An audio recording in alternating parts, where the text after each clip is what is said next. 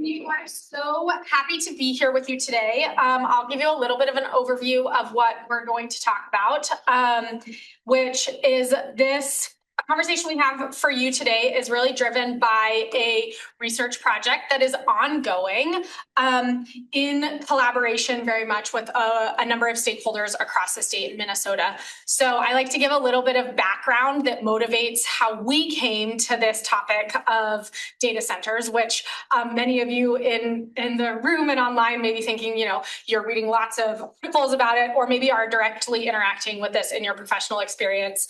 About a little over a year ago, we were approached by our arm of one of the arms of Extension, the Regional Sustainable Development Partnerships, who had been approached in turn by the three municipalities you can see up here, Byron, Lewiston, and Stewartville, who were either watching their neighbors get data center requests or were fielding them themselves, saying, we are not sure that we have all of the information we need to make confident decisions about data centers.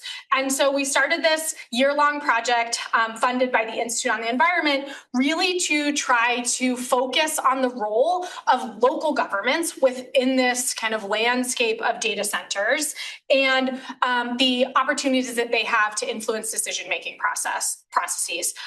We have focused on how do we think about giving local governments kind of a menu of options when it comes to data center development, so that they can really customize and think about the options that reflect their unique community needs. And we'll talk a little bit more about that as we go along. So this research reflects a collaboration across those three partnerships: the Freshwater Society, University of Minnesota Extension, RSDP, the Humphrey School of Public Affairs, where I sit, and the law school here. So we've been doing lots of things in the project, but primarily is driven by interviews that we are doing with other parts of the US that have a longer history of data center development, as well as understanding here within the state how are, in particular, energy and water decisions coming out in these decision-making processes for local governments. How are they making decisions about these issues? So we are working towards probably about midsummer this year, having a toolkit available for local governments to help them navigate these decisions on their own. So with that, I will turn it over to James to get us started. Well, thank you so much, Elise, and thank you so much to Lizzie and everybody for hosting us. This is really fun. One of my big goals for some of these events is that we have a lot of both professors, staff, researchers, and students doing amazing work on energy and environment here on West Bank, and of course at the University of Minnesota. And so I want you all to get a chance to know each other. So having the opportunity to do a presentation with Elise is really wonderful. I did want to also embarrass a couple people in the crowd, which is that the associate director of the Heller Hurwitz Institute is up there. That's Hannah Fairman. They do a sort of climate or energy and environment related lecture every year, as well as that's one of the big focuses for their center, which is located at the Econ department here on the West Bank. Hannah might in some circumstances be willing to admit that she's my sister. I don't know. And then I think for any of you who followed the law school, you're aware that we've had, just sort of, we get more and more amazing students every year. We've been really very fortunate. So I have actually two of my research assistants here, both have a lot of expertise in energy and environment and aced my classes. So that's Alana McBain here and Lulu Yang there. So anyway, I hope you all will sort of get to know each other, because that's one of our big goals for this, for doing some of these common events. Okay, so I'm gonna set the stage a little bit about what are some of the big problems about data centers that we've heard discussed in the news. What are some of the things that these local communities might be thinking about or possibly should thinking about? And I think the first thing that we're going to have to do is clarify what we mean by data center. Because if you hear discussion of data centers, whether it's on NPR or in the Wall Street Journal or in the academic literature, et cetera, mostly what people are talking about are these artificial intelligence hyperscale data centers. And that's because they have the most dramatic consequences for the electric grid, for the economics of electricity, et cetera. But data center in some ways is a broader umbrella term. And so a lot of people that are using it, and we're finding when we talk to stakeholders across Minnesota, they often mean it in many different senses. And so if we're at the sort of start of this hyperscale data center boom, but if people are talking about the data centers that have been built over the last 20 years, a lot of what they're going to be talking about, the bulk of what they're going to be talking about is a more sort of traditional cloud enterprise data center. So when people talk about data centers, it's more complicated than this, but I think as a first cut, I would divide it into three basic categories. You're talking about these sort of what we've traditionally had, these traditional cloud or enterprise data centers. You're talking about these huge hyperscale data centers that are mostly in the news. And then there's a third category, which as I will explain is a little bit unique, which is this crypto mining that can kind of be in the middle in terms of the size, in terms of how much electricity it takes. But actually, it offers, for communities looking to host a data center, it can offer some advantages that the others two don't, that we'll talk about. So when we think about these data centers, how do we think about the challenges that they impose for the electric grid? So let's start with what most of the discussion is about. That's about these hyperscale data centers. So those are typically going to have about 50 to 300 megawatts of peak demand. They can be bigger. They can go over a gigawatt, over 1,000 megawatts. But when you think about what is that equivalent to,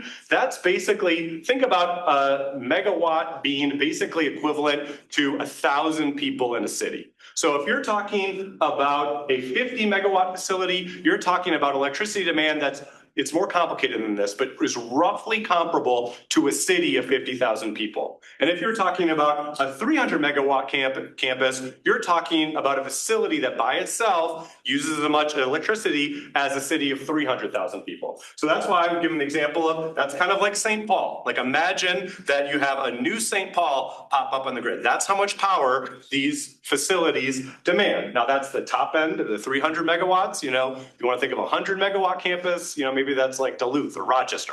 Okay. Now, the traditional cloud enterprise are substantially smaller. And that's been a huge part of the data center boom that's happened over the last 20 years. But that's going to be, something that's in the 1 to 20 megawatt scale, usually. Again, it can vary, but that's going to be, so again, equivalent to dropping another city of demand like a 1,000 person city or a 20,000 person city. Now, crypto is a little bit unique, but we've talked to some communities that are like, oh, I want a data center. And by that, they mean crypto. And I'll explain why. So the crypto mining is typically going to be intermediate in size. So basically between 5 and 100 megawatts. So again, using our heuristic, that's between city of 5,000 people and 100,000 people. So you can imagine Mankato as an example of that, like dropping a new Mankato on the grid.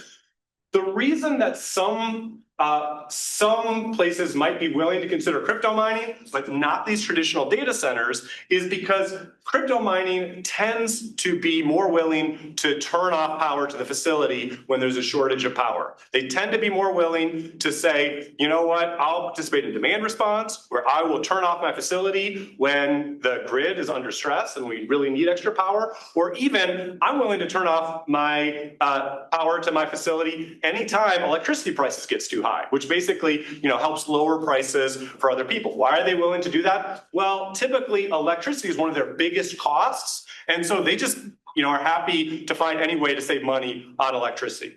By contrast, most of these enterprise and hyperscale centers are saying, you know what, the whole thing I want to know is that I'm always available. So that's why they're going to typically have backup facilities. They might have diesel generators that can create air pollution issues. They might have natural gas generation on site. They're going to say, I don't want you to turn off my power just because electricity is expensive. And that's going to be, it's not that it would never happen, but that's a much more fraught issue. Whereas the crypto is willing to come in and say, hey, yeah, I'll only take power when the power is really available. If there's, a crunch, happy to turn off. So that's why it's a little bit different.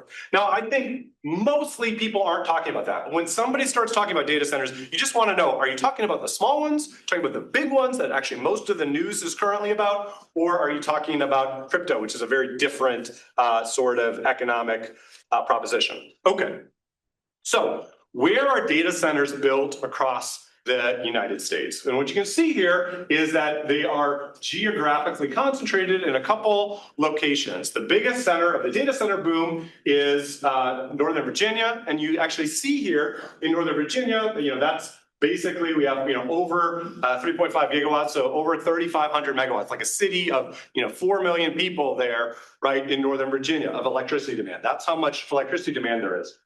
Now note that boom has been ongoing for, a decade or more. And so most of those facilities will not be these brand new hyperscale facilities. They'll actually be that traditional cloud and enterprising facilities, but there's just a lot of them. And so they add up to a huge amount of electricity demand.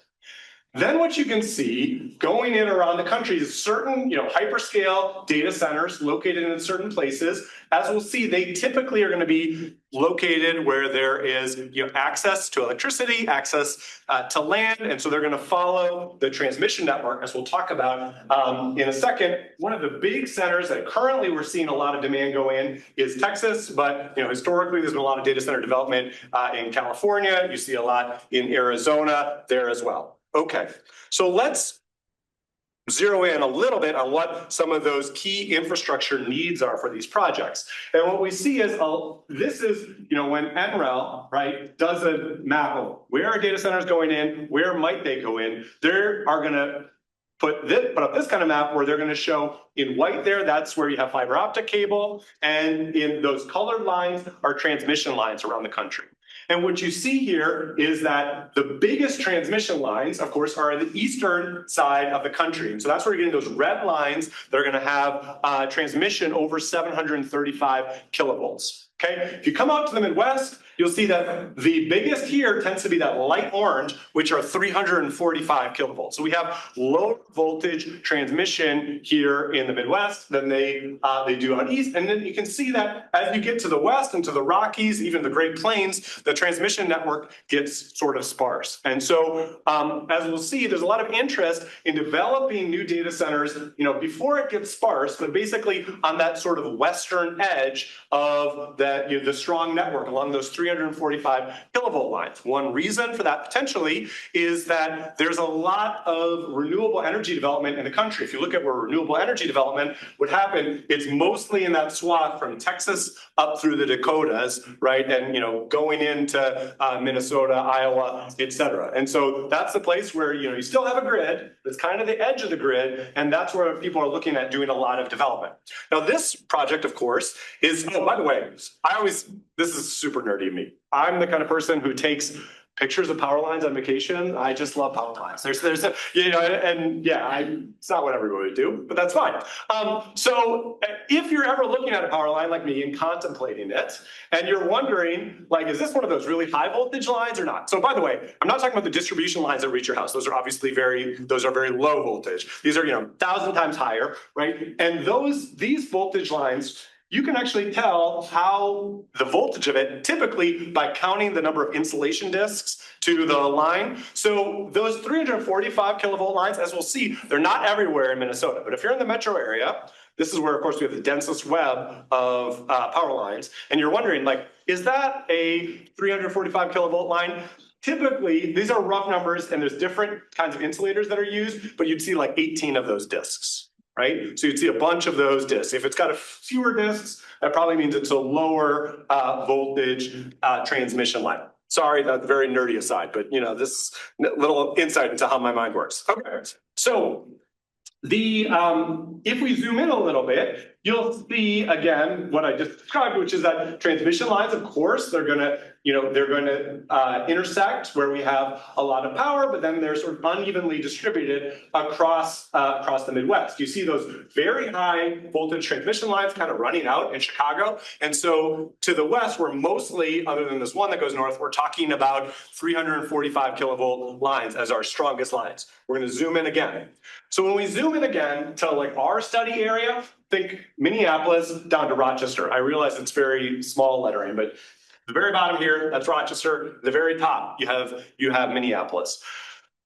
The 345 kilovolt lines, where if you were going to develop a hyperscale data center, you would want to put it, are those orange lines. And you can see there's not many of them. Most of it is those red lines, lower than 160 kilovolt, much lower, right? And if you have heard about hyperscale data center development in Minnesota, it's probably on one of those orange lines. So you'll hear, people used to talk about Becker, people talk about Cannon Falls, people talk about Pine Island. These are all on those, Rosemount, those are all on those orange lines. So if you're wondering, where might there be more development, right? Is it going to be in my community, et cetera? Hyperscale is going to be less likely if you're not on one of those.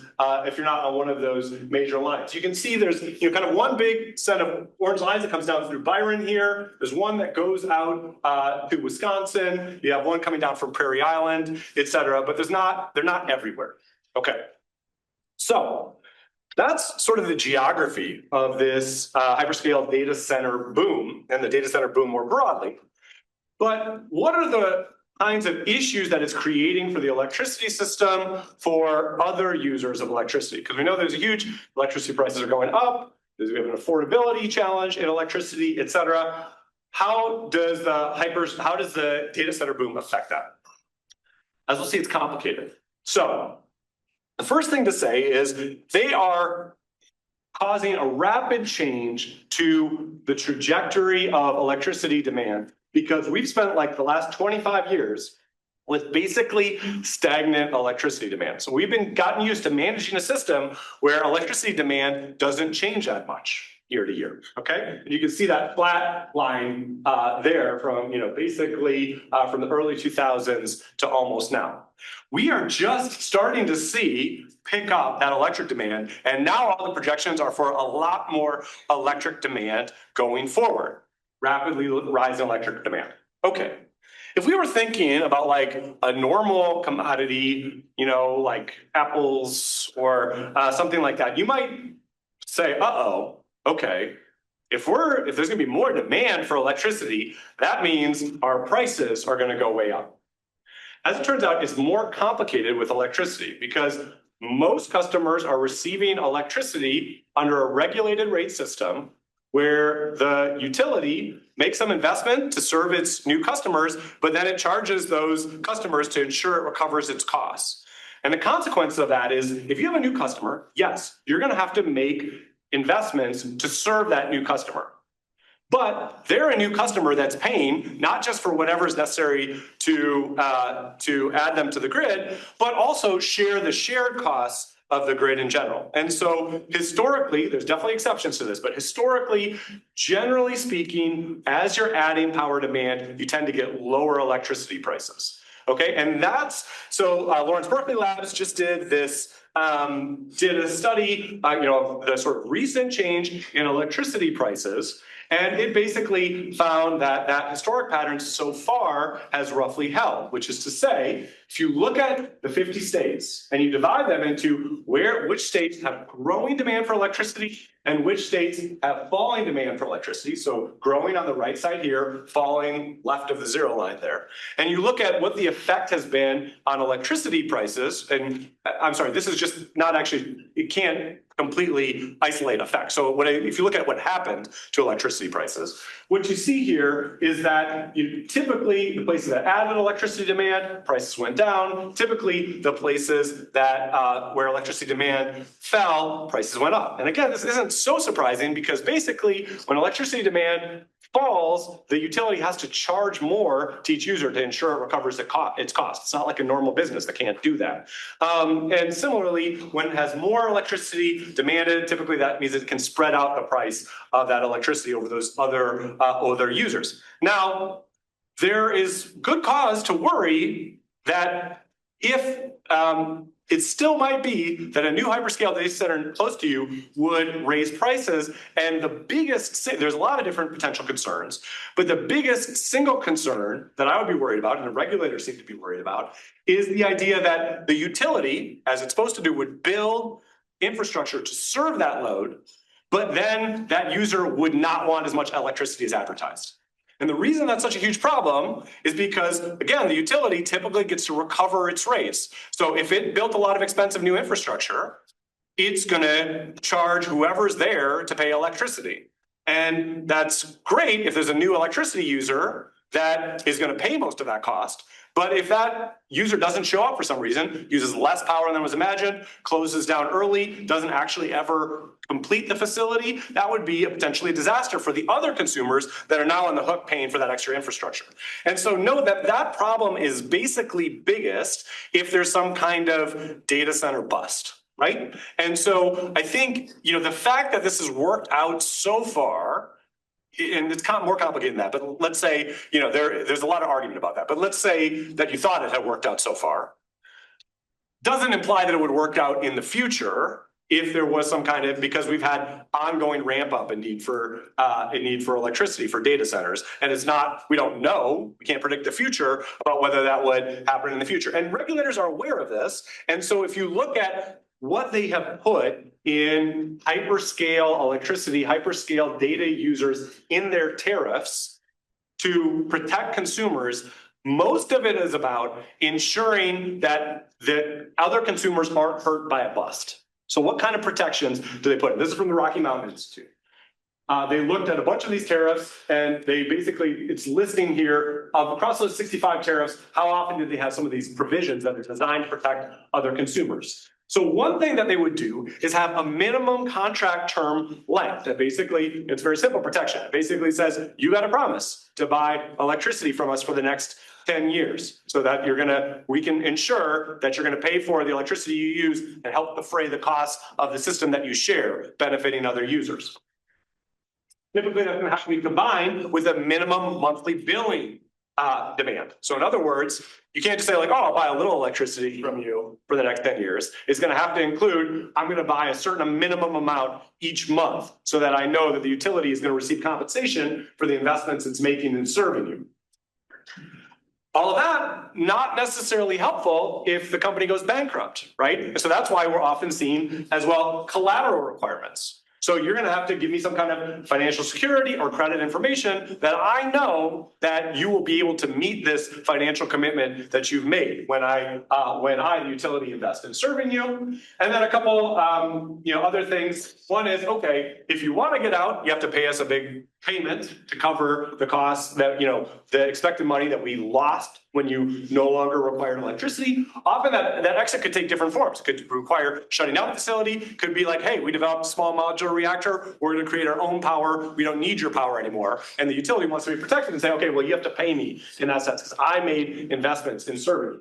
Finally, a little flexibility for those facilities. If they want to get out of it for whatever reason, you say, okay, if you can find me a new industrial user that's going to take all this electricity, that's fine. So you'll see some of these tariffs will include that as capacity reassignment clauses. So in broad terms, those are some of the general concerns that other consumers do and should have about these hyperscale data centers and their impact on electricity prices. But then Elise is going to talk more about some of the specific ways that these hyperscale data centers can be regulated in terms of their siting and other ways of limiting some of the other impacts that go beyond electricity pricing. Thanks, James. And I'll also start out, giving just one more round of shout outs because we have one more student who's working on this project in this room, which is Anna Edmonds. And so thrilled to have actually a good showing of our research assistants on this project because much of what we're doing and talking about here today would not be possible without all the time and work that they're putting in on this project too. So the landscape that James just described really provides this perspective at a larger scale. And what I want to talk about now is, how do local jurisdictions try to operate within this landscape? And one of the things that I think is really important to understand at a base level is the importance of power should, just be reinforced over and over. And then actually one of the things that we've found is a lot of developers, as they're seeking out sites for where they might locate a data center, they're talking to the utility first. The first question they're asking is there power to serve this data center load? And if there's no power, they're not also going to come and talk to that local jurisdiction. And so some of the things that we'll get into in the second half of this discussion is thinking about, well, what are the levers that local jurisdictions have? And then also, how might they work to create some transparency in this process? Because also many of these issues that James highlighted on this slide are not things that our local governments have any control over. And so what do they have control over? How can they participate in this process when we think about them as a really important actor in where data centers are going to be sited or maybe aren't going to be sited in the US? So I'm going to kind of frame this as lessons that we've learned thus far about how local jurisdictions can proactively use their ordinances to address their concerns about data center development. And in particular, one of the key messages that we've heard from local jurisdictions and communities throughout the country is that you need to use your local ordinances to think about how to align this kind of development with your local needs and priorities. And that understanding your constituents and local needs and priorities are going to drive what kinds of decisions you make when it comes to the local ordinances that you want to put in place. And so put these kind of into two buckets. The first is kind of the more commonly addressed issues in local ordinances that you'll see. And then a bucket that, because we tend to focus on energy and the environment within our work, but also within this project, there's kind of a handful of less commonly addressed things, but somewhat addressed issues in local ordinances that could be an area for local governments to think about more carefully as they're designing or considering ordinances when it comes to data centers. So the ones that are more commonly addressed are really thinking about zoning, noise, and aesthetics, and I'll go into some details on those. And some of the less commonly addressed areas are thinking about air pollution, energy, and water, both when it comes to kind of use, but also transparency in information, as well as opportunities to use waste sources from both heat as well as wastewater. And then also really more of a recommendation or a thought on what could be done for climate goals that really we're not seeing a ton of yet, but gives some opportunities for what could happen into the future. So when we think about kind of this first question of where are we going to put these, where are we going to site data centers, we see kind of two main tools. One is using your kind of traditionally areas that have been designated for industrial use. And the other one is really using an overlay zone or district to allow jurisdictions to add on or ensure alignment for data center development with infrastructure needs or any additional review that they might add into an overlay zone requirement. So here you can see a map from Prince William County, Virginia, and where what they have kind of is considered a data center opportunity zone overlay district, where you can see here where they've put in the areas that this would apply. We've seen this kind of overlay district being used in lots of different places to designate areas for additional considerations for data center development. I will also note in this that not every place we've spoken with treats data centers any different than they treat an existing industrial customer. And so you are seeing data centers sited in industrial parks, the kind of same siting locations that you would see for other industry in places. But even in those cases, what we have heard from a lot of places is to really consider shifting the data centers from anything that is a by right permit to a conditional or special use permit, because that allows for an additional level of review that most places with longer history of data center development say is worth it in that permitting process. And so that is kind of even for places that maybe aren't using something like an overlay district. The next issue is really thinking about noise mitigation, and both noise and aesthetics, which I'll talk about next, come up a lot in ordinances because they are things that community members care a lot about. So we started this talking about how much we should all care about our electricity prices, which we do, but those are actually very rarely addressed in ordinances, and ordinances really often, if they're going to talk about anything, are going to talk about noise and aesthetics of data centers. Typically people have said, data centers have noise we weren't expecting, and boy, they're ugly. And so how do we address those with our local ordinances? So so we typically think about kind of what we've seen with local ordinances in jurisdictions across the country in 3 different buckets. The first is thinking about public engagement and information. This can be, a requirement to have someone who is on staff or on site to be able to respond to noise questions or constraints. It can be making sure that there is a transparency requirement for how much noise to expect or when there might be particularly noisy times, which are usually associated with the testing of backup generators on site. The next bucket is thinking about assessments and performance standards. And so this will typically require in the assessments bucket, a initial baseline noise assessment, as well as ongoing assessments, either after the initial construction or some do require annual, for example, assessments of noise on the site.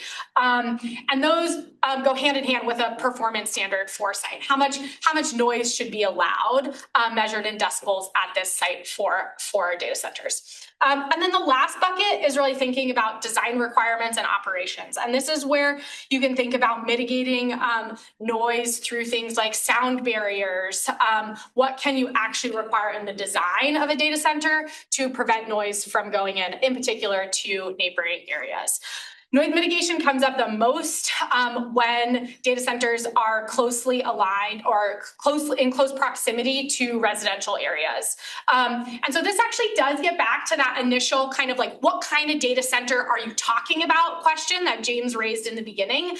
Because, for example, if you look at a place like Northern Virginia, that also we think of when we think about data centers, kind of data center alley in the country, you are looking at a place that has a lot more cloud computing, and you do have your data centers in closer proximity to residential areas. Now, some of the hyperscale data centers that are being developed now may be on the further outskirts of a jurisdiction and may end up having less concerns, but not universally, but less concerns with residential. But it comes back to that question of where are you going to put them in the first place? And so noise is actually ties hand in hand to making sure that it's in the right location in the first place. The next issue of aesthetics, and so here I put the kind of site plan up for Rosemount, but aesthetics are also increasingly common to use to address visual concerns. They do sometimes go hand in hand with noise concerns when you think about including things like setbacks, visual screens, and buffers can also affect or reduce noise. So they do go hand in hand. Oftentimes aesthetics are really going to emphasize the facade of the building, trying to make it look less like a warehouse and really more like an office building. That's kind of the movement that's going on.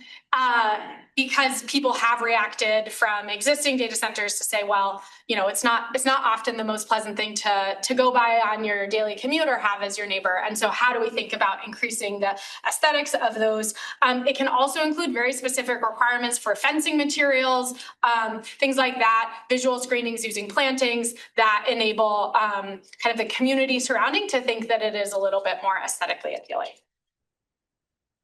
So now I'm going to move us into kind of this bucket that is the less commonly addressed things in ordinances, but I would perhaps argue some of the really important ones to think about when it comes to environmental considerations.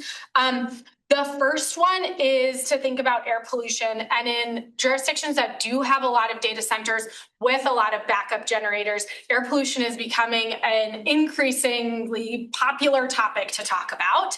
And it is not as commonly addressed in ordinances, but I'll give you the one example from Frederick County, Maryland, that we found that really does specify generator requirements. And typically generator requirements are driven by the EPA standards for generators on site. And so what the ordinance, for example, here in Frederick County, Maryland does is refer to a specific kind of generator that they will require on site. So here they require an EPA Tier 4 generator, which has kind of more advanced capture of your pollutants like NOx and particulate matters that will end up being really important air quality considerations. One note that I wanted to include here is it's not often in ordinances, but that also doesn't mean that local jurisdictions aren't thinking about air quality in other aspects of the development process. So we did hear from local jurisdictions where they're saying, well, it's not in our ordinance, but actually we're really trying to require Tier 4 generators in the development process later. So know that it's also an area that there's some leverage points to address air pollution in different points of the development process as well. Then we're going to come to energy and water. I call this energy and water unknowns because the picture that James talked about earlier about the energy sector and the electricity demands of data centers, much of that information and knowledge is held between your utility, the state regulator sometimes, and the company itself, the developer who's doing that. And so local governments typically don't have a lot of information in this area. And so what we're starting to see in ordinances is how might local jurisdictions be pushing for more transparency or information on these issues so that it can help them make the decision that they feel is most suitable for their community. And I actually think this is where we're starting to see some really creative solutions in ordinances. For example, in York County, Virginia, what they are requiring is letters from both the energy and water utilities saying we have sufficient capacity in both of those areas to meet this demand. Now it's an assurance and you're not getting full data transparency there, but there is a commitment that said, hey, we did this carefully reviewed this project and we know that we can serve this. On the water side, you do see some ordinances that actually do have more specific requirements for things like water studies or water use agreement. Lynn County, Iowa has a pretty good example of an ordinance to look at for those examples. And then slightly differently, there are some ordinances that include fuel storage tank standards. So this has to do with those on-site backup generators. Where and how are you going to locate how much is allowable for those fuel storage tanks on site? And so those kind of help to try to give a picture of where local jurisdictions are at least starting to influence this transparency question in how much energy and how much water are these facilities going to use? And do we have that, in hand? For the use of the kind of consumption within the facility, energy and water use, we haven't found a lot of jurisdictions that are doing a lot to think within their ordinances about energy consumption, but we are seeing a little bit more on that for recycled water use. And so, for example, in the city of Santa Clara, California, they have kind of a requirement in their local code for being wastewater ready for those facilities to be able to use if their wastewater system was going to be there, that they could use that wastewater system in these facilities. We haven't seen this, but I think this is something that is coming up in discussions, that the opportunity that we have from something like noise or water, where we're seeing these ordinances requiring, hey, you need to study this, you need to show that you've considered this, that those are options that could be applied to areas like waste heat recovery that could then be used in a district energy system or something like that. So there are opportunities to use local ordinances to think about, well, can we push our knowledge and make sure we're considering the options that we would like to consider as a local jurisdiction. I just wanted to throw in one more consideration here, which is that there are also ways that cities are thinking about addressing the issue of transparency and use outside of their ordinances through trying to really collaborate with their utilities on this. This again will vary based on, if we go back to the beginning of what I said, what is driving that jurisdiction in this conversation? Are they really trying to recruit data centers? Do they want to be a data center kind of hub? Or are they perhaps more skeptical about data centers and really want to maybe take a minute to study and understand those dynamics? And you see different municipalities throughout the country taking really different strategies. The city of San Jose is one where they're really aggressively pursuing data centers and have established an agreement with Pacific Gas and Electric, their utility, to really kind of collaboratively work on seeing through these large load data centers together. And so that has addressed some of the questions of transparency and knowledge for that local jurisdiction on these projects going forward. So you do see some of this to try and get around some of these questions that are coming up through the process. And again, it is an example where you're not seeing in local ordinances, but you're seeing in other places. The almost last thing that I'll talk about is just that we are seeing more broad kind of climate and environment issues coming up in ordinances. And so there are ordinances that are requiring identification of ecosystem impacts with kind of language that states, trying to, avoidance or mitigation of impacts on those sensitive or fragile ecosystems. Lighting standards for wildlife impacts goes hand in hand with other kind of lighting considerations for wildlife. And then there's similar to kind of the study example, there's an idea of using, again, kind of an overlay for climate mitigation. Georgetown is encouraging people in Northern Virginia to consider this. We haven't seen it yet in an ordinance, but you could have similar requirements for data centers in an overlay zone for climate issues. It is more just siting. So a lot of this talked about kind of siting of the building. And when we're thinking about the building, we're thinking about here's your data center, that box that maybe is going to look a little bit more like an office building as we go forward. But it is more than just siting the building. And so where you do have jurisdictions that have a long history of data centers, like a place like Loudoun County, Virginia, which is often talked about as kind of like really the hub of this data center alley in Northern Virginia. Their discussions about siting in terms of zoning for actually data centers themselves is going hand in hand with processes about how are they wielding their influence over transmission and substation siting as well. So I just wanted to note, like, this connects very nicely back to those large scale maps that James put up in the beginning that shows how a jurisdiction is trying to leverage where existing, for example, in Loudoun County, Virginia, where existing transmission lines are or where they're planned to be built, and really trying to encourage continued development of those transmission lines in those already developed areas, as well as think about other co-benefits. So in the modification to their comprehensive plan that Loudoun County has put forth for their transmission issues is also thinking about, well, how do we use that land for recreational activities nearby those transmission lines? Like, are there other benefits that they can get in addition to that? So I just wanted to flag that siting is not just about that individual building and facility, but also goes hand in hand with the broader infrastructure needs for data centers. And with that, I just wanted to say thank you all. We're ready and excited to take questions. We have lots of copies of ordinances. If anyone's like, I want to see them, let us know. Happy to share them. And that, a lot of this will be coming out in a toolkit over the summer. And so if you're excited for that, let us know and we'll get you on that list to send it to you. Yeah. So we've been talking entirely about local ordinances. And my question is, if we're using this much energy and resources, could it have enough of an impact on interstate commerce for federal ordinances?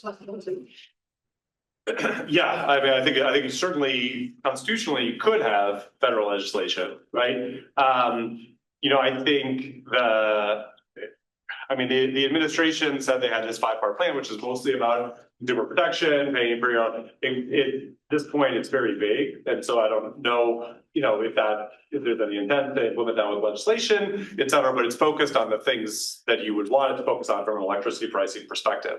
But yeah, I mean, I think you certainly could have federal legislation. It certainly does have an impact on interstate commerce.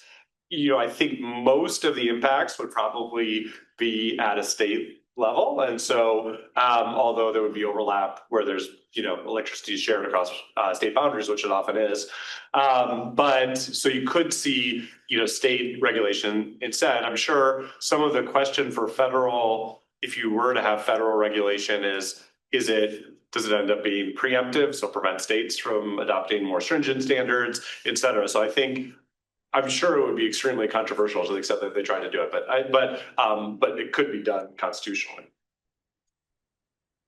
Yeah, I'm wondering if there is a way to utilize an existing federal program like the Regional Haze Program. Because we have class 1 areas, national park wilderness areas, and we're actually working on this issue in the Virginia area because there's so many national park sites.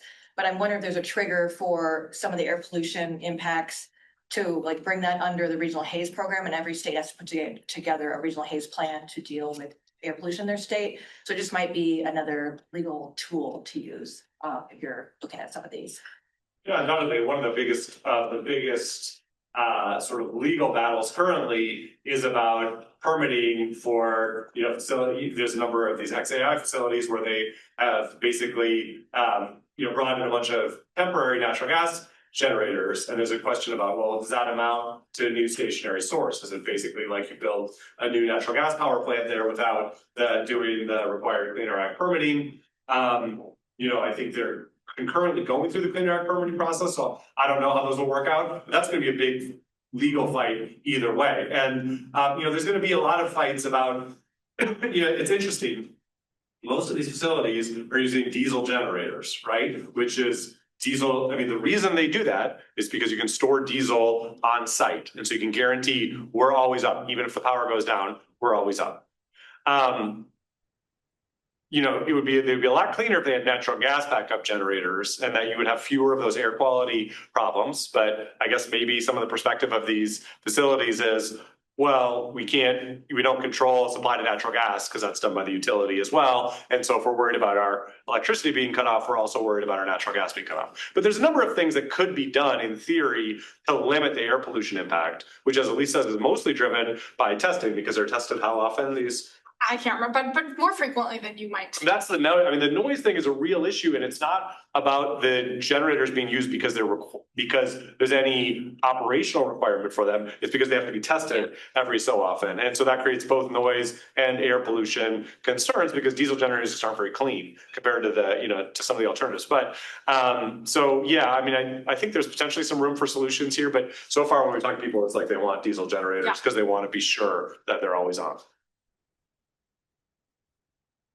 To what extent are renewables being required to be put into place by people? I understand the backup generator issue, but on the main electricity issue, are you seeing that it seems a little odd that these cities and counties have to deal with issues like this? This seems like something that either a state or the federal government should be dealing with. It seems unfair. Like if I was a city attorney in St. Peter, Minnesota, then all of a sudden I'm supposed to know about all this and guide my city with respect to all these issues that pop up. It seems like somebody in the state should be making a set of regulations applicable to the state. And I'm surprised that Virginia, with all this alley business, hasn't stepped in and said, here's what we've got to have as a minimum. We have not seen, so I actually think that most of the renewable stuff is happening at the state level, where basically because your data centers are being powered by your utilities that have to comply when a state does have a clean electricity standard of some kind, that is something they too have to comply with. Now, this backup generator issue is kind of like a side part of that, but you are seeing, so for example, here in Minnesota, where they would have to comply with our clean electricity requirements in general. And so we're not seeing local jurisdictions necessarily taking that on. It is happening more at the state level. Now, that doesn't mean that there couldn't be more done, because we didn't find a single ordinance that is requiring some kind of on-site generation. Mostly it's because they can't supply, it would be defraying a part of their electricity consumption. Those numbers that James had up there, they're huge. And so they're not going to be able to put enough solar on their roof and around the data center to be able to power that facility. So it would just be defraying part of the cost. You do see some examples like that. but we're not seeing things yet where there's a requirement for them to do on-site renewables to cover their entire load. But they're still required to comply with any existing kind of renewable standards that apply in any state. And I think part of your question is just about, these are very complex considerations for these local decision makers. And so that's part of the point of this project. Yeah. We want to provide those tools to those local decision makers just to understand, because in our experience, I mean, talking to a lot of these places in Virginia that have had a huge amount of development, basically their knowledge of the electricity price issue is like, well, the utility told us it's fine. Right, which is, I mean, fair enough, because as you say, like, why I don't want to, have to think about these utility questions, but I think it is important for them to understand, and I think it's important for all users to understand the way that these facilities might impact electricity prices, not just for the, community, but for the surrounding community. And that doesn't mean that it has to be, I mean, as I said, it could lower prices, but as far as we're aware, the local communities, what you would expect them to do if they were worried about that is participate in, the PUC discussions, as the tariff is developed, et cetera. And we're mostly not seeing that. Yeah, and so just to expand a little bit on that point, I mean, I think it's really based on who that person is, right? Either in a who's the legal counsel in that city or county, or who's the county commissioner, or like how much do they want to learn it. So I'll say even from our sample of 3 amazing partners on this project, they each have really different interests in how much do they want to learn about how the electricity sector works. And I think there are some whose approach is like, I need to steward my city, and so I want to understand and know all this. And there's others who like, I trust that the utility and this company, they can deal with all of the details here, and I'm going to leave it up to them. So we've seen kind of a wide range of approaches. And so some of the things that we are really thinking about building out for local governments is like, if you want to be someone who is going to participate in a Public Utilities Commission process, here's how you might go about that. Here's what this means. Here's the dockets that you should pay attention to. Here's the language that you might need to note when you're thinking about how is this going to impact something like our renewable energy portfolio. Versus like others who might just be happy with letting the data center developer and the utility make those agreements. And so then maybe here's a couple of questions you should ask them to make sure that they've thought about these things. And so we're trying to meet different jurisdictions at where they are, but they thus far have been a lot more active on the water side than they have been on the energy side, in particular because at least a lot of local jurisdictions have a lot more experience directly managing water systems than they do electricity. The environmental impact. Who speaks for the aquifer? It's a great question. That's another part that has kind of underpinned an interest in this project.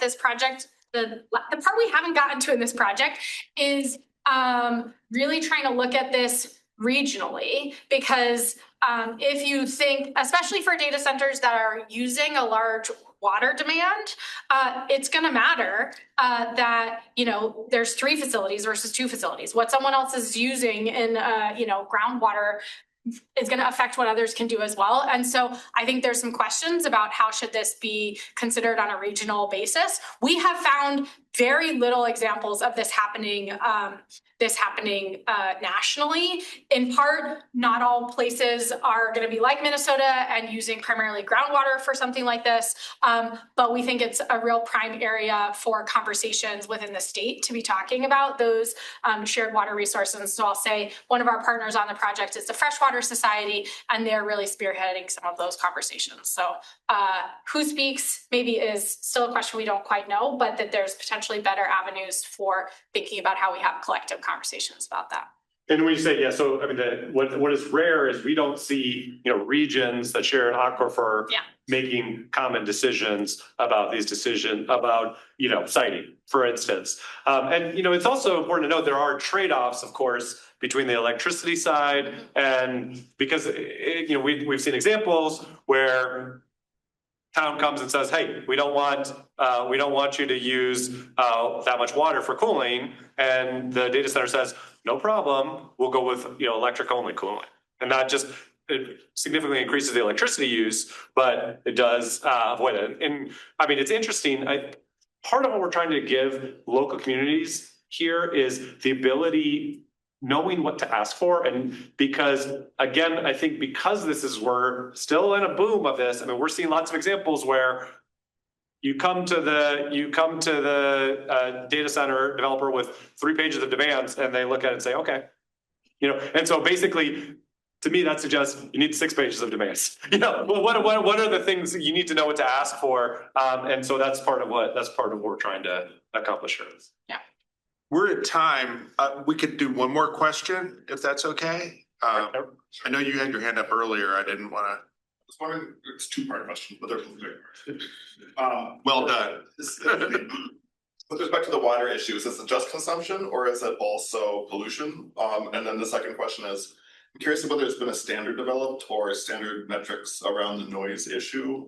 With a background in airports, I know that noise is never a simple issue and decibels are often not the right metric or not the only metric that makes sense. Wondering what the industry has kind of developed on that front as well. Yeah, wastewater is an issue. And so we've actually been talking with jurisdictions both about kind of their, potable water as well as their wastewater. And actually, so there are some places, for example, that will get a data center development kind of proposal and say, oh no, we can't deal with that consumption. And there's other places saying that we don't have the capacity for your wastewater.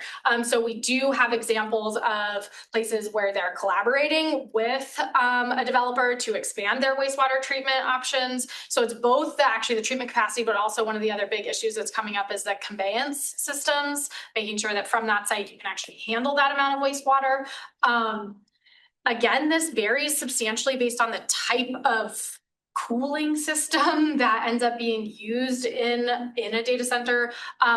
But what we have heard thus far in our conversations is no one is super concerned about the pollutants coming out of data centers beyond what they're already able to manage.